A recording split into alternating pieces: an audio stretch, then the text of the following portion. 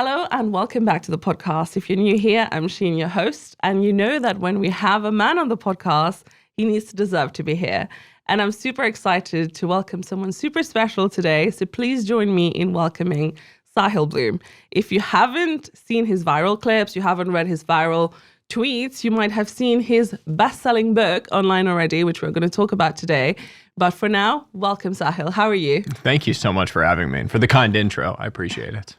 So, I want to start with by saying how I came across your content. And I just want to give context to the audience.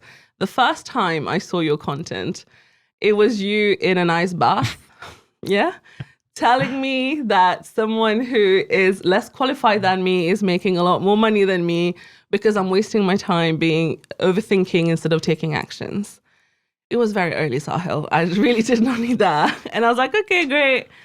I forgot about it. And then a few days later, I see you again on my feed. This time you're making some really depressing maths with me about how I have less than 15 trips left home to see my parents if I go home once a year.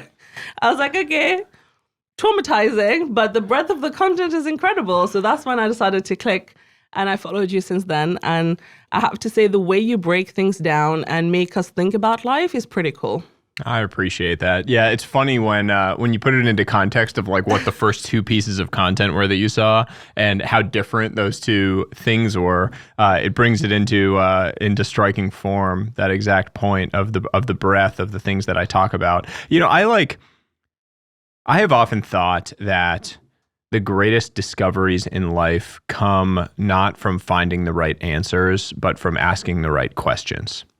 And when I think of the content and the ideas that I try to share, whether videos, writing, this book, any of the different things I'm putting out, what I'm trying to do is help people ask better questions about their life. Because I fundamentally believe that everyone out there already has the answers inside of them somewhere. But you haven't asked the right question yet to uncover that answer, to act on that answer in your life. I think about the biggest transformations I've had in my own journey.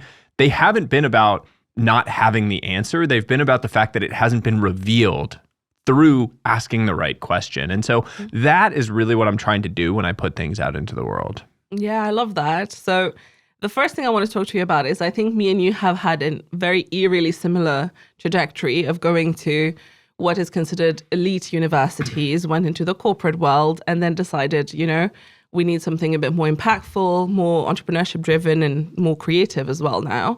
But I think for people like us, that change is not just a career move. It's an actual almost personality and identity shift, right?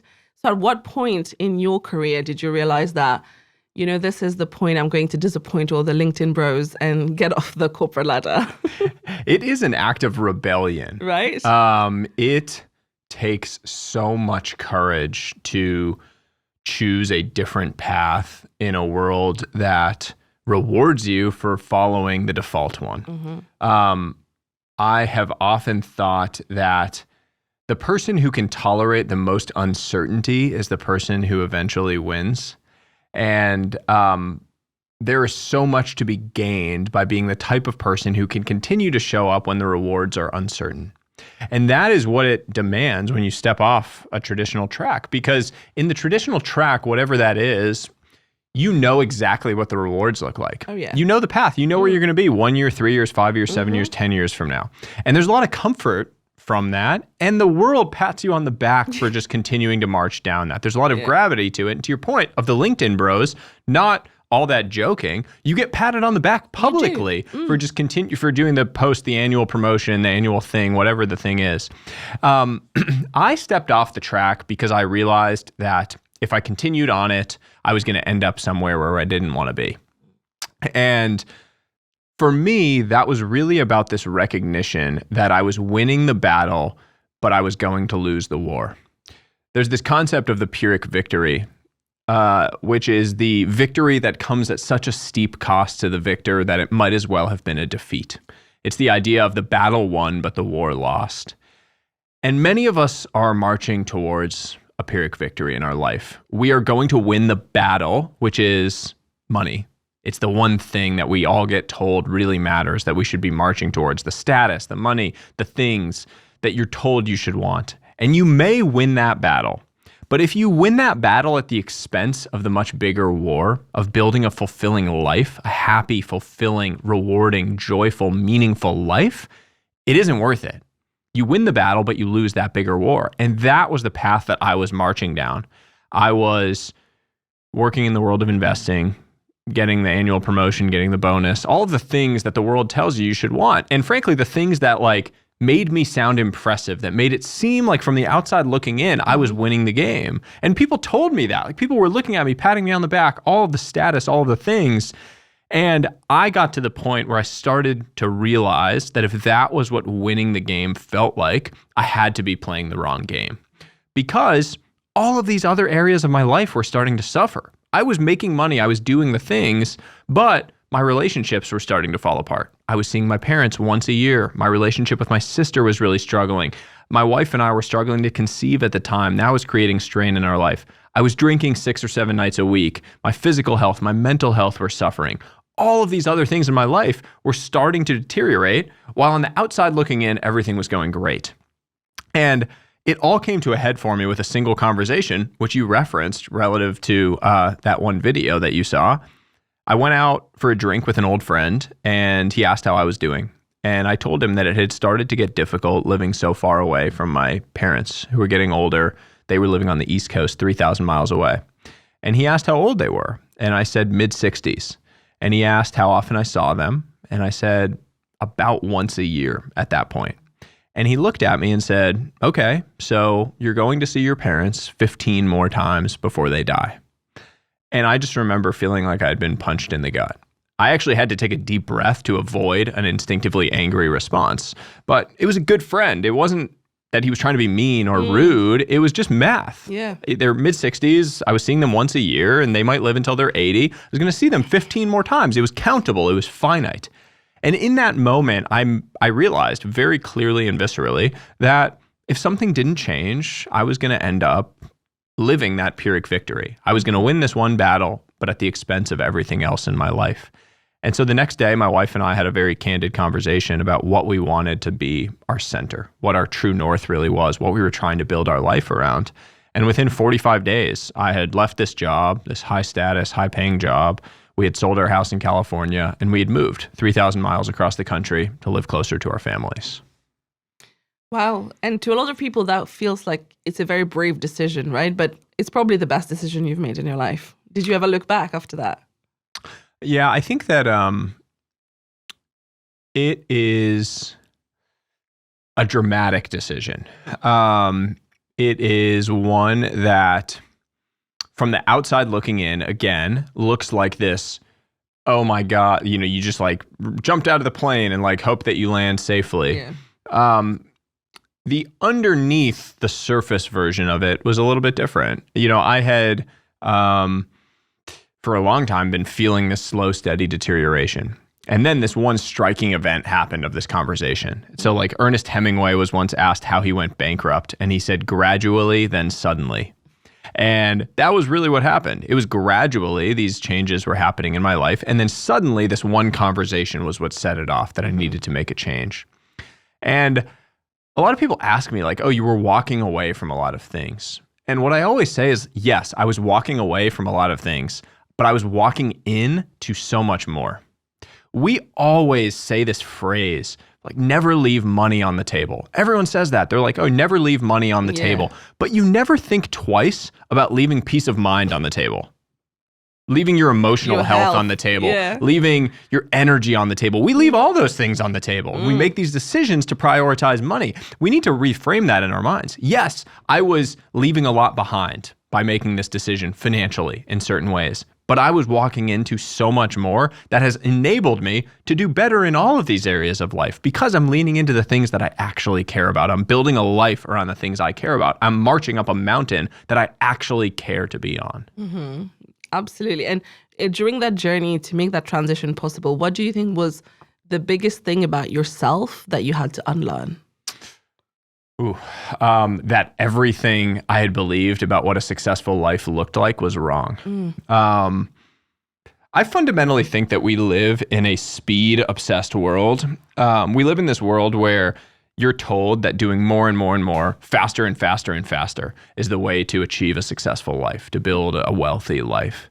And what I've learned now is that direction is so much more important than speed. It's much better to climb slowly up the right mountain than it is to climb fast up the wrong one. And so many people never take even one moment to ask themselves, is this a mountain that I actually care to be on? Is this a mountain that I want to be at the top of? Because you're moving so fast that you don't have time. You don't have the energy or the time to step back and ask yourself whether you actually care to be on this mountain. Or is it one that I've just been handed and taken as my own? And a lot of life is about that. It's about the fact that we blindly accept these assumptions about what matters in our life and about what we should care about and focus on. There are things that we start learning when we're a kid that get further entrenched in school, that get even more entrenched in university, and then you take your job and you're just set on a path for your entire life.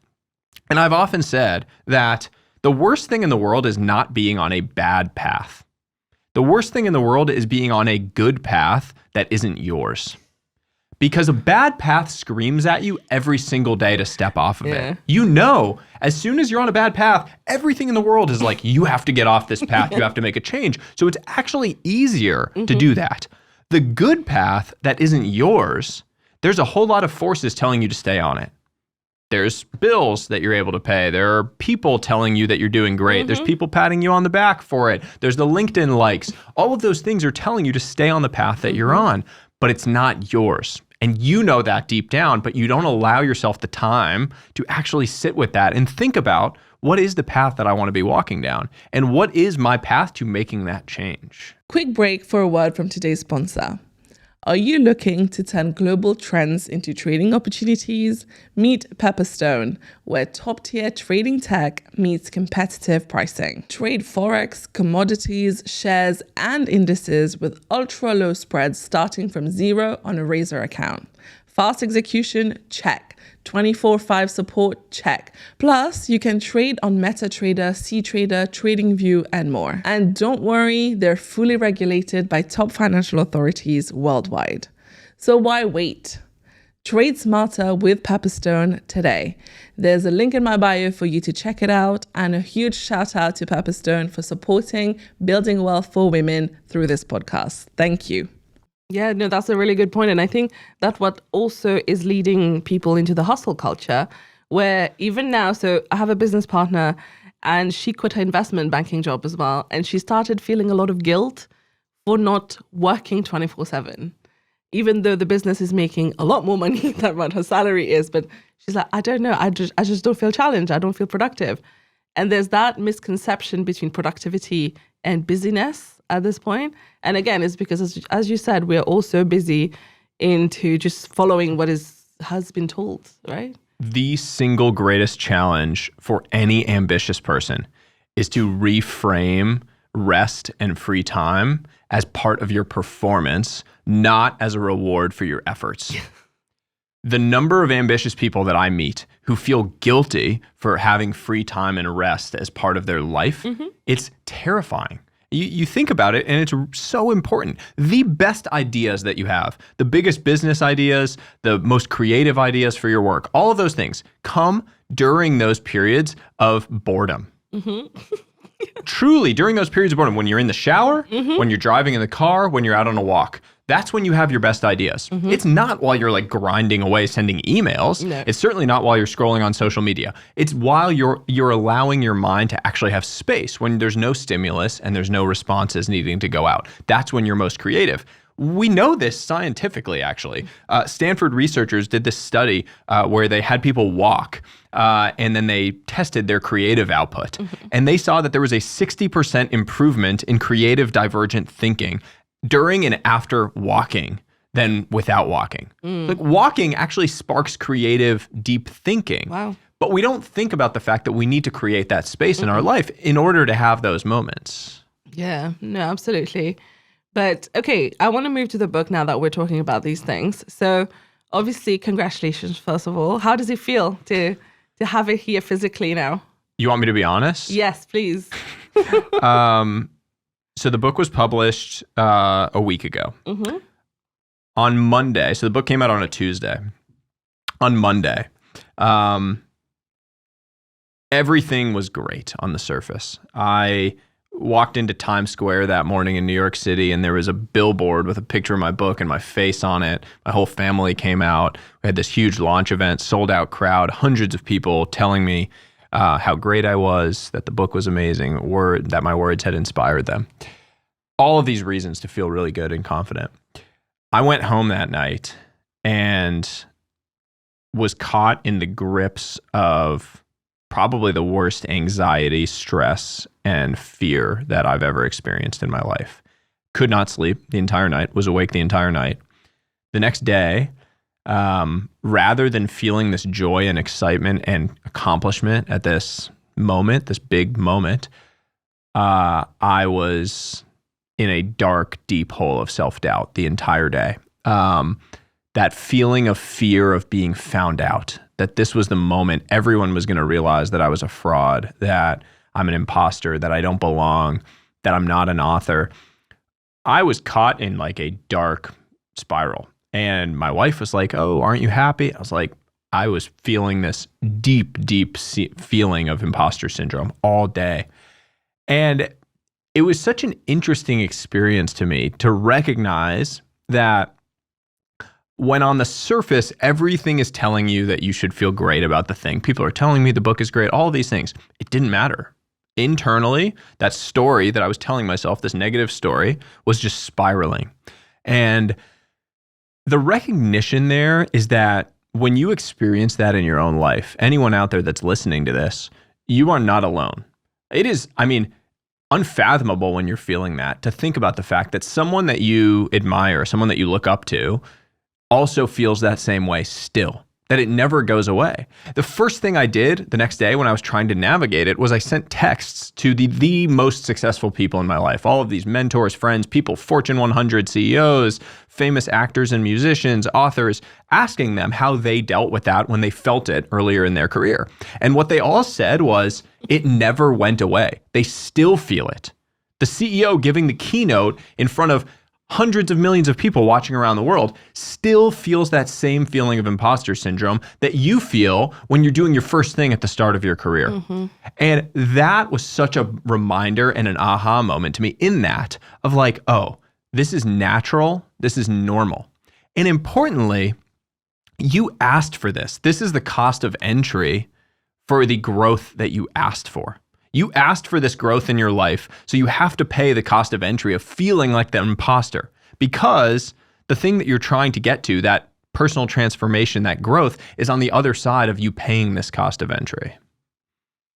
You know, this reminded me, I'm going to name drop, but I filmed with Bill Gates once, and we were interviewing female farmers in Kenya, and I remember I was telling him, "You're used to this, right? This is something." He was like, "No, I feel like the biggest imposter here because I know nothing about this topic, but I have to pretend I do." And I was like, "Well, people can't tell." He was like, "Yeah, I've had years of practice." And again, as you said, it's so important for us to know that even someone like you, who from the outside, we all think, "Oh, wow, you must be rolling with this."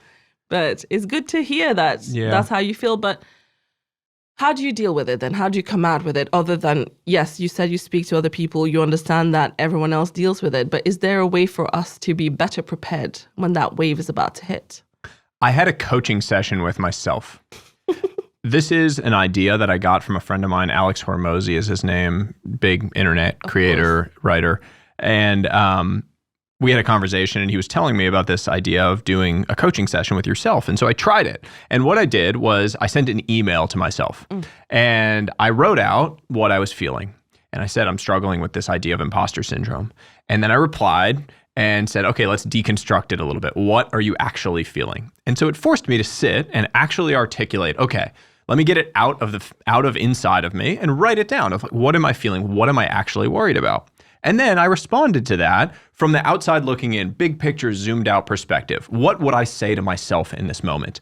The reason it's so powerful to do that is because it fights back against something called Solomon's paradox, which is the idea that we are very good at giving clear, rational advice to other people and very bad at embracing that same clear, rational advice ourselves. So we'll give good advice, but then we can't take that same advice ourselves. What this forces you to do is it takes you out of yourself so that you can act as though you're giving advice to yourself.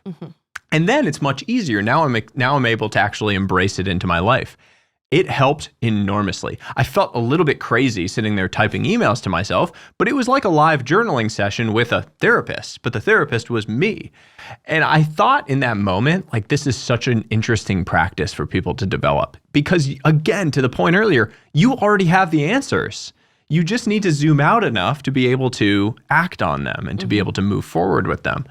So I think that is a really interesting practice that people can adopt. Anytime you're like really struggling with something, people tell you to journal, but this is sort of a second layer on journaling to actually zoom out from the self so that you can see the bigger picture. Like, I'm here. I'm doing the thing that my younger self would have dreamed about, would have prayed for. And I'm here in the moment struggling around it, but I need to be able to zoom out, see that bigger picture of how far we've come, of the thing that I'm achieving right now, and how I asked for this growth, so I have to be willing to pay the cost of entry to achieve it.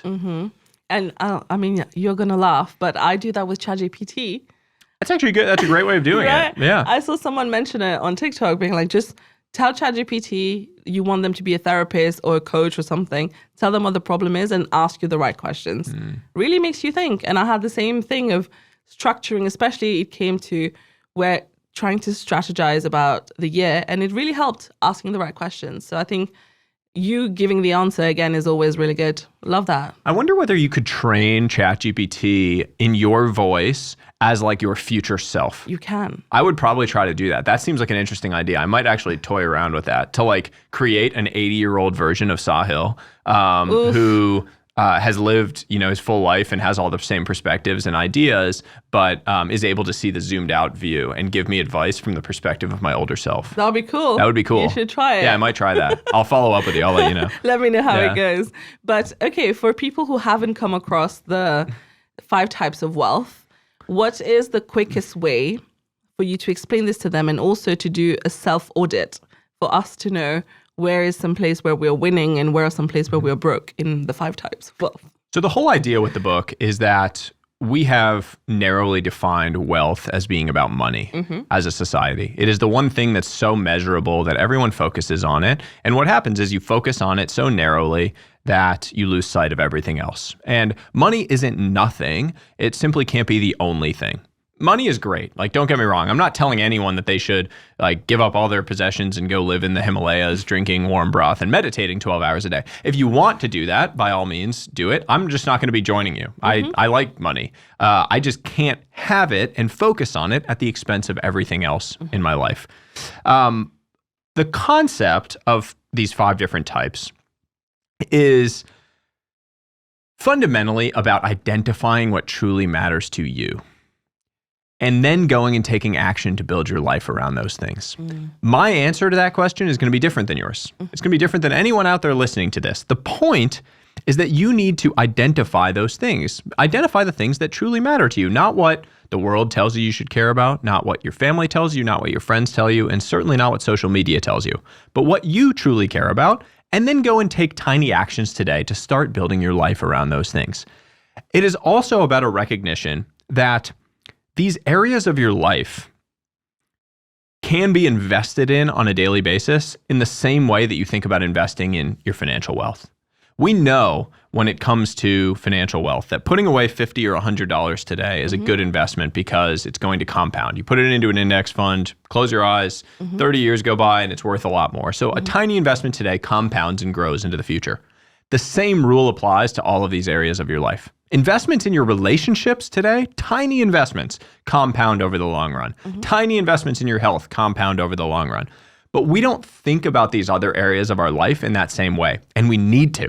Because what that means is that you don't ever turn them off.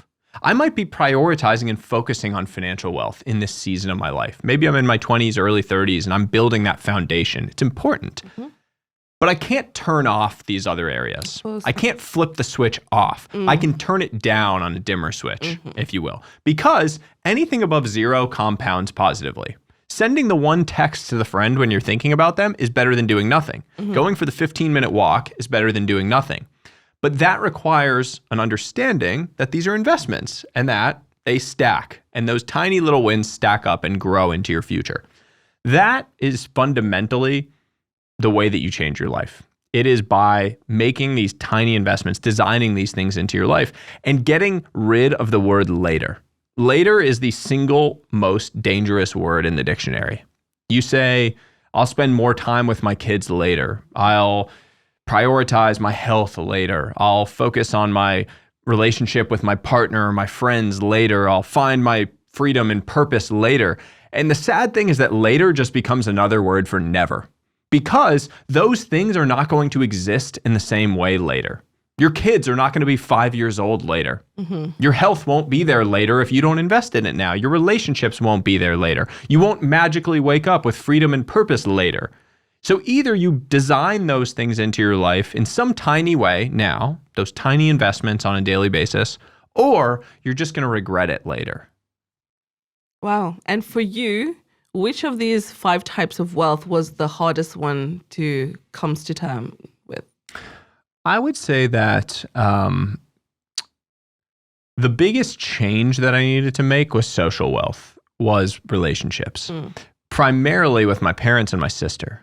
I had allowed this pursuit of money and status to blind me to the fact that the amount of time I had left with those people in my life, the amount of moments, was so finite and so much lower than I ever cared to admit.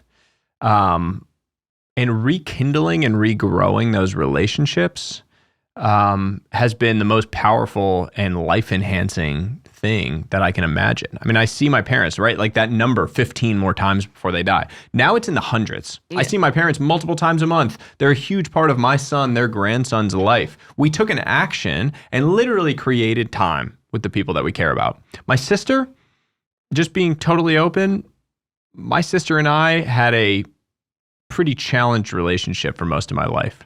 She's older, 3.5 years older. We had a very competitive relationship. She was very high achieving academically. She was doing all of the things that an Indian mother and a Harvard professor father would want their kid to do.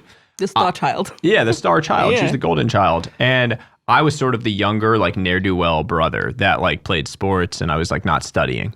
And I grew to resent her for the fact that she was accomplishing these things. She grew to resent me for the fact that she thought my parents took it too easy on me. And so we created this tense dynamic really grounded in my insecurity. The fact that I started to think that I wasn't that smart, and so I took it out on her. And what that led to was that by the time I was 30, we basically had no relationship. Basically didn't talk. It wasn't outwardly tense and like fighting, but we basically didn't have a relationship. And that is such a sad thing because your sibling is the one person that truly sees you throughout the entire course of your life, that truly knows you. And that all changed. We made this move. We prioritized being closer to the people that we care about. And there was a single moment that for me changed all of it. When my son was born, my whole family came down to sort of welcome us home from the hospital. And my sister had had her first child, a boy as well, 11 months before ours. And we took this picture where I'm holding my son and my sister is holding her son. It was the two of us. And I looked over at my sister as we were taking this picture. And I just remember feeling like I could see her for the first time. There was no pretenses. There was no resentment. There was nothing. None of the prior stuff mattered. It was like I was meeting my sister for the first time in my life. And from that moment on, our relationship has fundamentally changed. I opened up to her about the fact that I had created this tension. She opened up to me around that. And I feel like now this relationship has blossomed into one of incredible depth in this new season of life. And it's a reminder that sometimes you will have a loving, deep relationship with someone that you haven't even met yet. There are certain seasons of your life where relationships will just blossom for no reason, nothing that you can possibly point to, but for some reason it's the right person at the right time. So leaning into those relationships, leaning into that energy when it comes is such a joy-creating and life-enhancing thing. Thank you so much for sharing that, Sahil. And it's so nice to hear that. I also have an older sister, high achieving. She is proper corporate girl. And I had a bigger age gap, 6 years.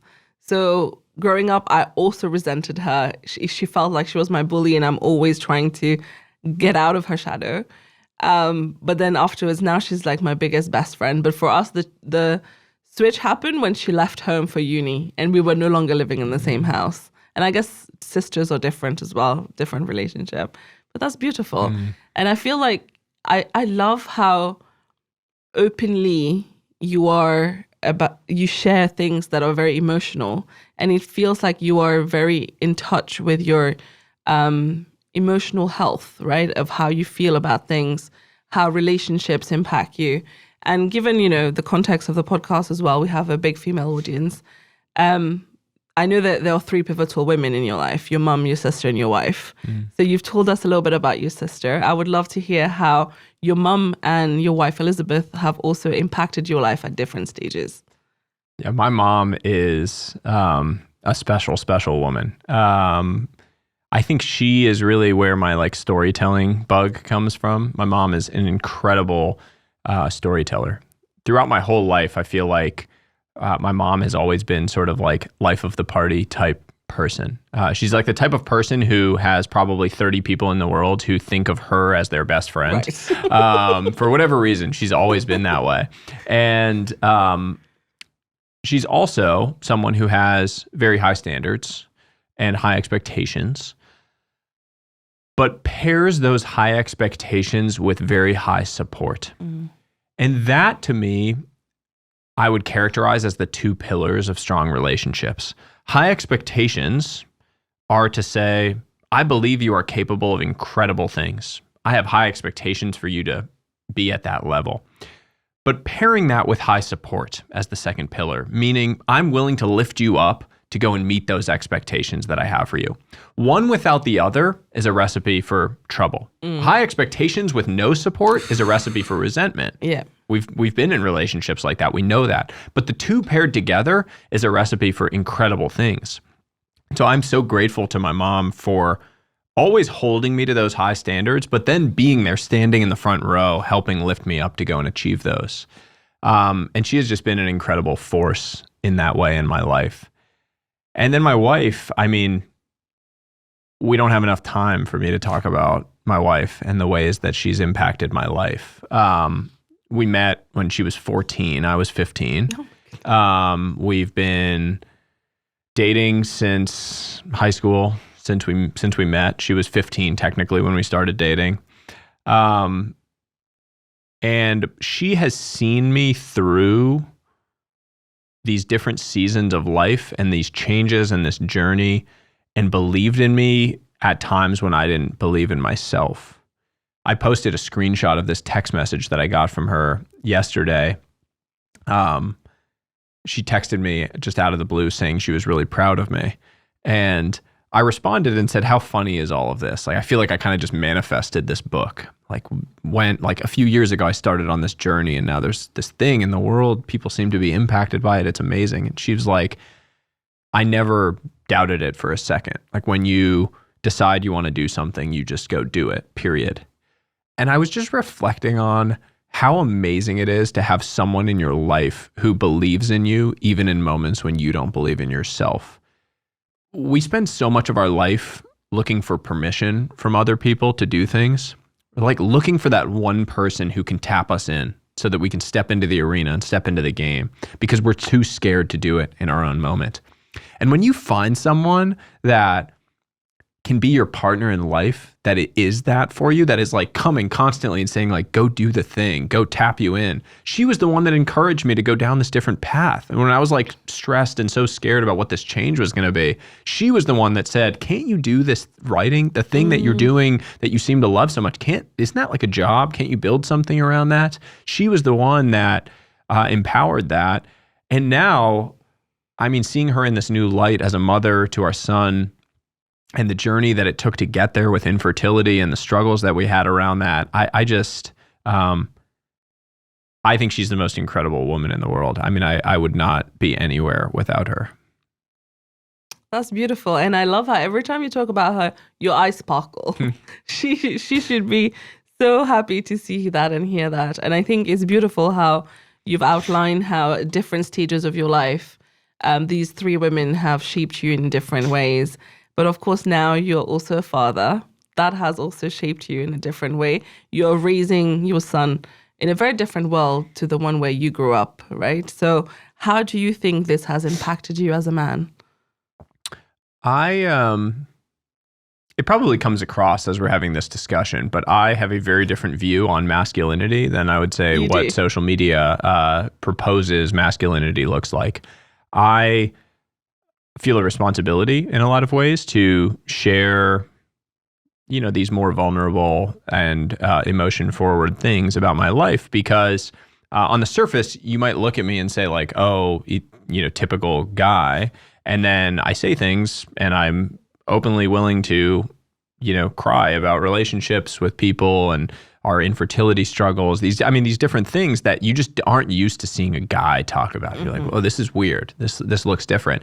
And the reason I think it's so important is because there are a lot of men out there who don't feel like they have a real role model for what building a good life looks like. We have attached ourselves as a society, men in particular, to this standard of masculinity that actually is just misogyny and like outwardly disgusting behavior in disguise. And we're calling it masculinity. Yep. And it's embarrassing and it's toxic and it's dangerous. And I feel a responsibility to shine a light on a very different view of what it means to be a good man. And a huge part of that is how I feel in my role as a father, in being able to show up every single day for my wife and for my son and to try to be the best version that I can be. That doesn't mean that I am the best, but I'm going to try every single day. And with my son in particular, what I think about the most is that you can't teach your kids anything. You just have to embody the things that you want them to learn. And me embodying and living the way that I want him to embrace is the most important thing. If I want my son to treat my wife like a queen, I better damn well treat my wife like a queen. If I want my son to understand the value of delayed gratification, I better do hard things every single day in order to achieve the outcomes that I want. I'm not going to teach him those things. I'm not going to be able to sit down and explain to him why they matter. I have to live by them, and then he's going to learn from seeing that. Yeah, I think that's really important. But at the same time, right, Sahil, I feel like throughout this conversation, that's what I was thinking when you were talking, is that it seems like you have everything under control. And I'm sure you have your own hard days. There are times when things don't go to plan. How do you course correct in these situations? I have plenty of tough days. There's this analogy of like a duck. I don't know if you've ever like heard this analogy. It's like No. a duck like looks very calm and beautiful on the surface, but underneath it's like, kicking its feet like super, super fast to stay afloat. I sort of feel like that a lot of the time. Like I'm doing a whole lot under the surface that no one really sees. The outside world might not see. Course correction to me is about creating the space necessary to pause. I think it's very hard to course correct while you're moving. If you're moving really, really fast, it's just naturally very difficult to properly course correct because A, you can't actually see where you're headed. You don't have a clear view of like, oh, I'm off course. If you're moving, it's very hard. You need to pause, right? Like if you're thinking about like while you're on a hike, you're trying to like climb someplace, you're exploring. Like explorers weren't trying to create the map and figure out where they were while they're walking, right? Like you stop, you look at the stars, you like look at the map, you get your compass out, you do certain things to course correct. Yeah. So I really believe that we have to do the same thing. You have to pause enough to see where you're off base, to see what's going wrong. On a daily basis, if you're having an issue and you're like, whoa, things are spiraling, just go for a 5-minute walk. I have never had a single problem get worse by going for a walk or doing a workout. I really haven't. I mean, working out is an investment in your mental health just as much as your physical. Going for a walk is an investment in your mental health just as much as your physical. These things create the space so that you can just slow down life a little bit. What happens is when you start to spiral, when you start to feel things going wrong during a day, you start making emotion-induced decisions, and those are always the worst. So many relationships have been broken, so many actions have been taken that have ruined lives in the heat of an emotion-induced decision or moment. Pausing for 5 minutes really helps avoid that. Okay. And we're getting to the end now. I have 2 final questions for you. One of them is, I ask everyone, is if you were to introduce yourself without mentioning where you're from, your ethnicity, your education, or what you do as a job, who is Sahil? A husband and father. Oh. Yeah, I would go to that. I mean,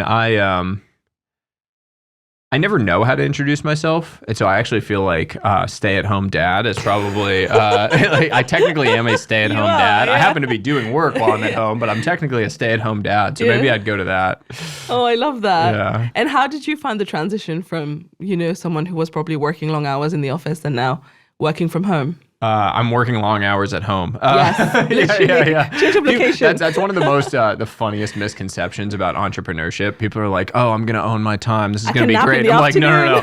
You're actually just going to work more and you're going to be more stressed. Because now it's anymore. on you. Yeah, like no one's telling you what to do. You just have to do it. No clocking out. The transition for me to being at home, at times difficult. I mean, there's a lot of loneliness on the entrepreneurial journey. A lot of people that you previously understood and spoke the same language as will no longer understand what you're talking about or what you're doing or why you care about those things.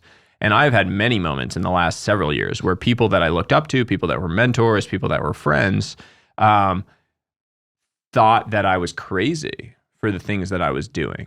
Now I have something out in the world where it's like, okay, it's more permanent, it's real, people understand it, you're a writer, you're an author, there's a book. But like writing tweets on the internet or like posting videos, you're like, oh, you're an influencer, that's cute, right? Like people make comments like that. You go to something and they're like, oh, you're doing that influencer thing, or you're doing that little thing. They like belittle you with the little words. Yeah. And it's very lonely. And so one thing that I have found has really helped is just like finding your community of other people that are on those similar paths to you can really help during those moments of loneliness. But I feel like there is a bit of a waiting time, right, before you find the next group of people. It's the worst. I mean, I think of it as these seasons of loneliness.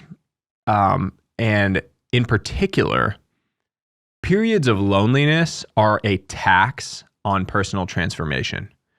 What I mean by that is they are literally the cost of entry for the transformation that you want.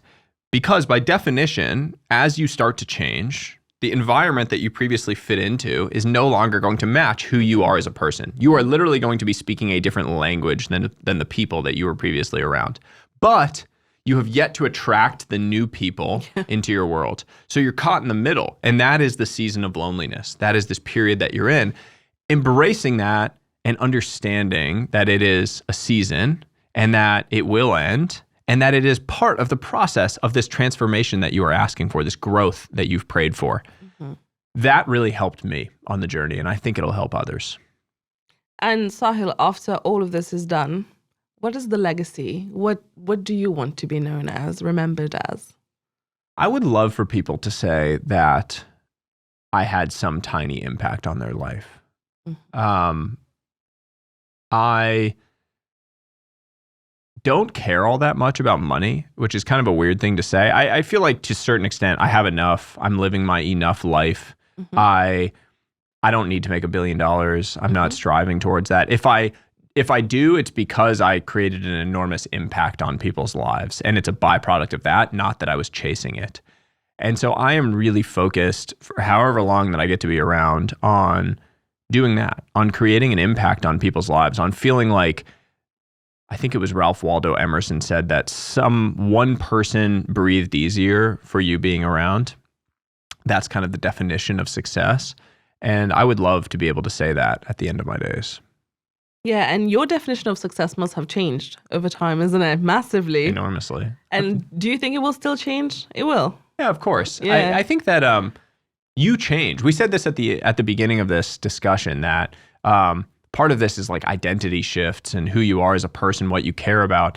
part of the beauty of this whole idea of 5 types of wealth is that this is going to shift for you. If you read this book when you're 20, you're going to read it very differently than when you're 50, than when you're 70, than when you're 90, because you are fundamentally a changing creature. The things that you are excited about focusing on, building around, are going to change. The questions remain the same, but the answers change. And what your purpose is, what your calling is, what your energy is leaning into during any one season, that is going to shift. But the important point is that you have a sense of the true north, like what you are really trying to build around for the entire journey that you're on. And what's next for you now on this journey? I want to go deeper on these ideas in the world. I want to spend time with people who are taking them, who are running with them in different ways. And I want to get out actually in person with those people. Social media is sort of a thing that I have to do, not something that I really love doing. I love writing. And I love spending time with people. And so I'm going to spend much more time with people in the coming few years. Okay, well, I hope you come to Dubai to spend some more time with people. I will do that. I will do that. Okay, and what's your parting message, any advice you have for the audience, anyone who's listening? Oof. Reject the default assumptions that you've been handed for your life. Reject all of the paths that you've been handed. Reject all of the answers that other people have given you, and just take a time to question them. Just take 1 second to ask yourself whether they are actually the things that you want in your life. Identify what you truly want, and then tomorrow, wake up in the morning and go take some tiny action to build your life around those things. Sahil, thank you so much for being here. This was a lovely conversation. I hope you had fun. I had a blast. Thank you so much. All right. Well, good luck with the book, and hopefully see you soon in Dubai. Look forward to it.